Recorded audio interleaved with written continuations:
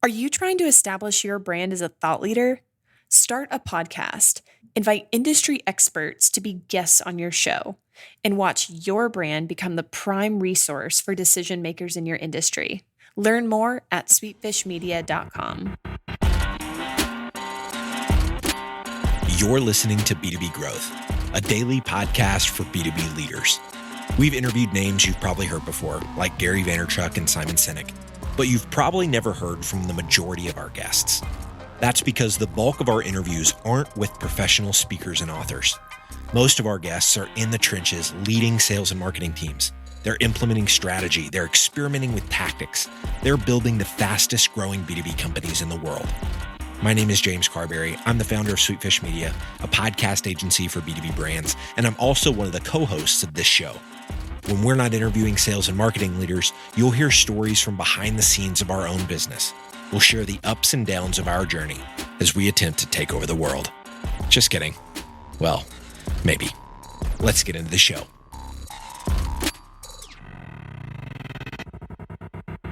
Welcome back to another Behind the Curtains episode of B2B Growth. My name is James Carberry. I am here with Logan Lyles. Logan, how you doing, man?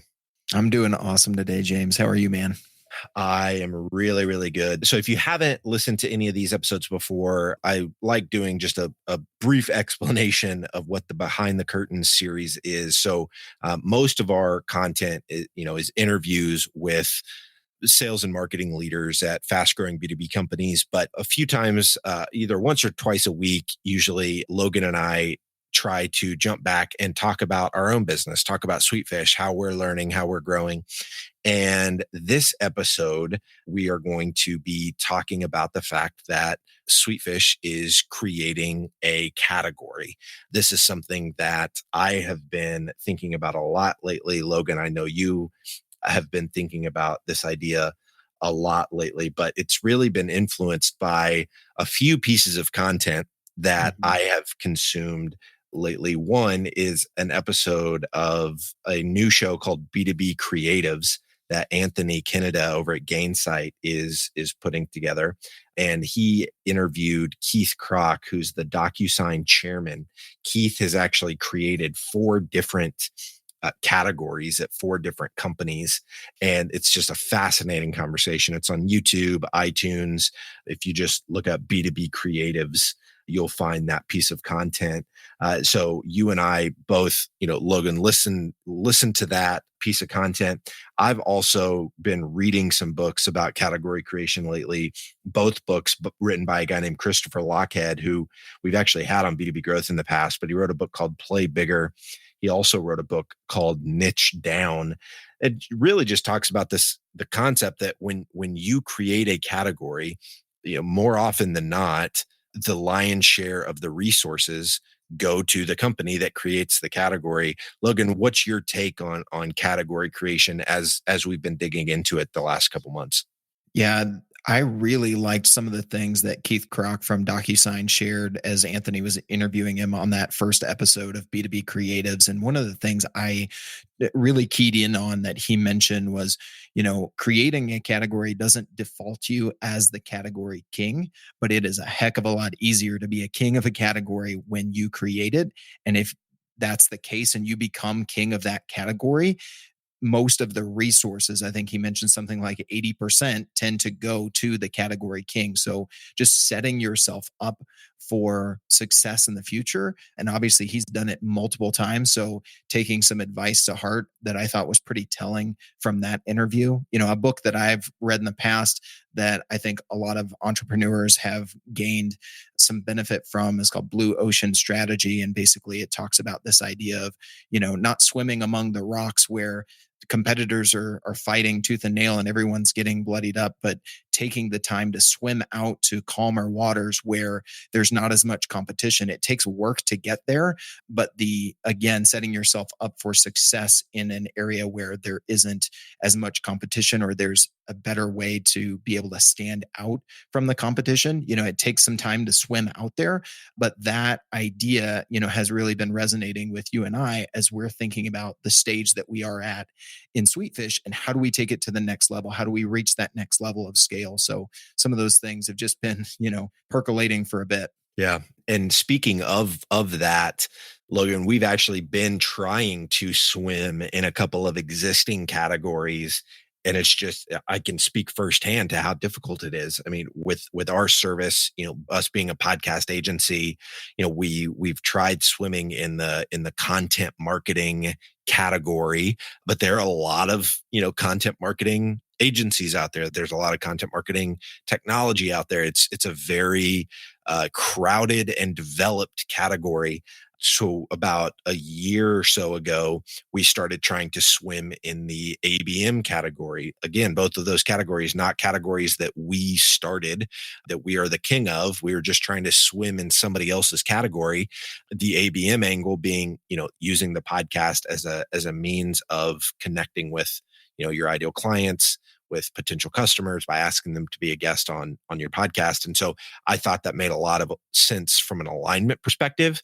But again, those are not categories that we own. So we're just, kind of these little fishies swimming in this, massively competitive ocean that is tough to stand out in. And so you and I talking through, really, it was while we were at Flip My Funnel a couple of weeks ago. I knew that we wanted to build a category, but we really fleshed out of what it was going to look like. And before I announced kind of what the name of our category is and the definition of the category that we're going to be creating, I want to give a little bit of background as to really the problem that I see that exists that led us to creating this category. There's so many people out there that will, and really, I don't know if I can find anybody that will disagree with that saying. It's not what you know, but who you know. It's something that I've heard since I was young, that relationships are what matter. And I want to tell just a little story about probably the most instrumental relationship really in my life. Back in 2008, my roommate's brother-in-law won a sweepstakes. And some of you listening to this may have already heard the story, but my roommate's brother-in-law won the sweepstakes through Alltel, the old phone company. And it was one of those, things you see on TV that's like, text 555 Alltel to, win a all expense trip to a professional football game of your choice. It's one of those things that you see and you're like, nobody actually wins those. Well, my roommate's brother-in-law actually won that giveaway and got to take 9 friends with him to New York City to go watch a Giants Cowboys game. And so I get the phone call from my buddy Ben, who was his brother-in-law won it. His brother-in-law didn't have a lot of friends in the area. He was new to the area. And so he asked his brother-in-law, like, hey, get some of your buddies together. We're going to go see this football game. And so I get the call. I'm like, hey, Ben asked me, do you want to take a private jet to New York City to watch a Giants Cowboys game? And I'm just flipping out like, this can't be real. Like, this is a joke. It ends up being a very real thing. We get off the jet in New York City, and it was a day trip. So we get there that morning. We get off the jet. Barry Sanders is there to greet us, which was just unreal. He's the most prolific running back to ever play in the NFL. And we turn around, and there's a limo bus ready to pick us up to take us on a tour of New York City behind a police escort. And so we go to Times Square and Carnegie Deli and ate lunch and did all, went and saw the sights in New York City in this limo bus with a police escort. And all throughout the day, there was this guy named Jeff. And Jeff was with us making sure we got from point A to point B to point C. And it was just the most seamless transportation I'd ever experienced especially in such a congested area. And I just hit it off with Jeff. I just assumed Jeff worked for Alltel. I wasn't really thinking anything of it. So I hit it off. We talked about, faith, family, business, life. And again, just thought Jeff was a great guy. Didn't really think anything of it. Jeff goes to the game with us that night. And we're in a suite, watching the Giants play the Cowboys. The suite next to us is actually Jerry Jones, the owner of the Dallas Cowboys, was in the suite right next to us. It's just a phenomenal experience. I ended up talking to Jeff the entire night, basically. And at the end of the night, we swapped contact information, and I didn't really think anything was going to happen. But as it turns out, Jeff wasn't just an employee of Altel. He actually wasn't an employee at all. He owns a global logistics company that Altel hired. And Jeff happened to be in New York City at the time of our trip. So he decided to kind of be the on-site person managing the logistics for our trip. And so I was like, oh my gosh, when I saw his business card, I was like, this guy owns like a legit like global company. Yeah. And so I was a little bit taken aback, and I'm honestly glad that I found out at the end of the night, because I was just super nervous. Like, oh my gosh, this guy's kind of a big deal. And so we ended up staying in contact. About a year later, he asked me to go and work an event for him out in Las Vegas. And about 3 months after that, he asked me to move to Orlando to run the helicopter division of his company, to help run the helicopter division of his logistics company. So ended up doing helicopter logistics for NASCAR, because NASCAR was one of his biggest clients at the time. And it changed the trajectory of my entire life. It moved me from Oklahoma to Orlando. Orlando is where I then met my wife. Working for Jeff is what ultimately gave me the idea of pursuing entrepreneurship as really as a career and as a way to make a living. Had I not worked for Jeff, I would have never even thought that owning my own business was a possibility. So that single relationship with Jeff changed the trajectory of my entire life. And as I think about that, it's not what you know, it's who you know. I didn't get a degree in logistics or in, helicopters. I got that helicopter logistics role because of who I knew. But Mhm. as I think about that more and more, the way I met Jeff was based on serendipity. And, I would also say God's sovereignty. But I think there are lots of other ways to reverse engineer the right types of relationships that you're looking to build. And I think the category that we're building basically outlines one way that you can do that. And so, drum roll here, Logan, I want to announce that we are starting the category, and the name of this category is content-based networking. And the definition of the category is using content collaboration as a way to build business relationships. And so it's what we've been doing for years with Yeah. B2B growth by asking our, ideal clients, potential referral partners, other thought leaders in the space that we want to have relationships with, by asking them to be a guest on B2B growth. We've been able to create hundreds of relationships in a very short amount of time. But what I want people to understand here is that this category is much bigger than just how we're using podcasts. I think there are an Yeah. enormous number of examples of how you can do this. Right. You've even done it in other ways other than podcasting. And I think you kind of had, a short list you wanted to share too, right, James? Yeah. So podcasts obviously being one way that you can create these relationships by, collaborating with people, but virtual summits. I mean, that's how ultimately you found us, through a virtual Yep. summit that we did. Yep. And so it was a different spin. It wasn't necessarily a podcast, but it was similar kind of audio based content. Webinars, I think, are a great way to collaborate with people, to create relationships with them. Blog posts, so written content. If you go out and invite someone to interview them, so that you can write a blog post about the content that you worked with them on. This just happened to me a couple of weeks ago. Somebody reached out and they wanted to interview me for a blog post that they were writing. Publication features. This is something I did a lot back when I was writing for the Huffington Post. I reached out to a lot of CMOs, marketing executives at larger companies that weren't necessarily interested in being a guest on our podcast, but they were very interested in being featured in my Huffington Post column. And so by reaching out to them and saying, "Hey, I want to write an article about you in the Huffington Post," it allowed me to create a relationship with them that I was then have been able to nurture into now I have friends that are very, senior level marketers at large companies because of that HuffPost series that I did.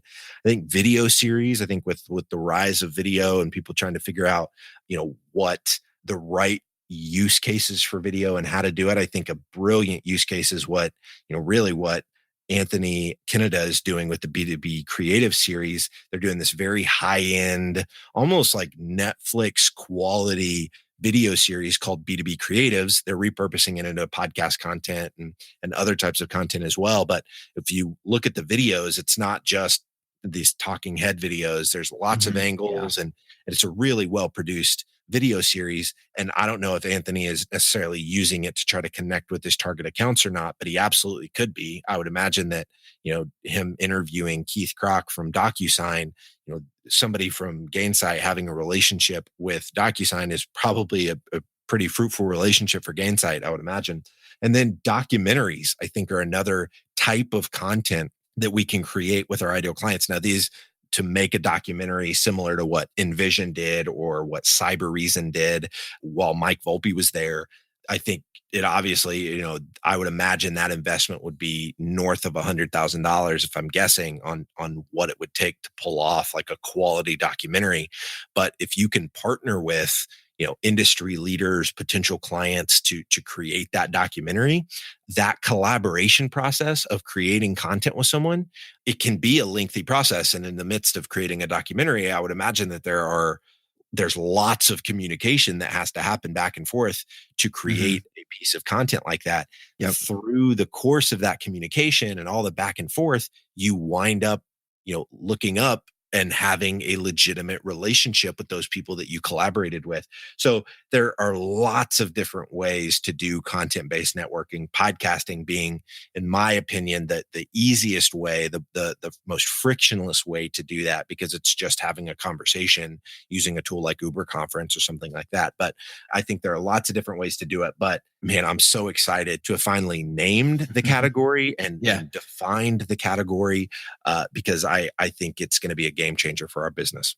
Yeah. And it was so fun, sitting together in Boston, kind of playing with different ideas and ways to really communicate this. But I mean, it was so top of mind that, you and I, we went to the conference being put on by Terminus, the Flip My Funnel conference in Boston, instead of just kind of wandering around and hoping that we connected with some of the right people.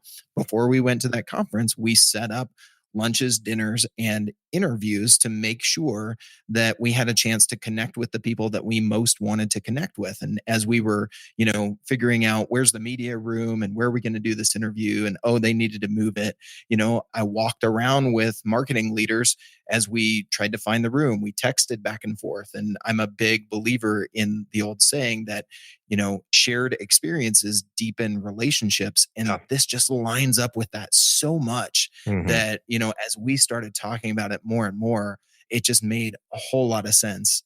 I'm obviously thankful that your relationship with Jeff happened out of serendipity, and your entrepreneurial drive that came out of that, or the direction that came out of that, led you to create this company that now I'm a part of. I know your wife is thankful for that you ended up in Orlando. But like you said, not just relying on chance, but seeing where you want to go. And like you said, there are a number of different ways, from very inexpensive to, very long thought out and more of an investment. But depending on where you are and where you want to go, there's a lot within this category that you can take a hold of.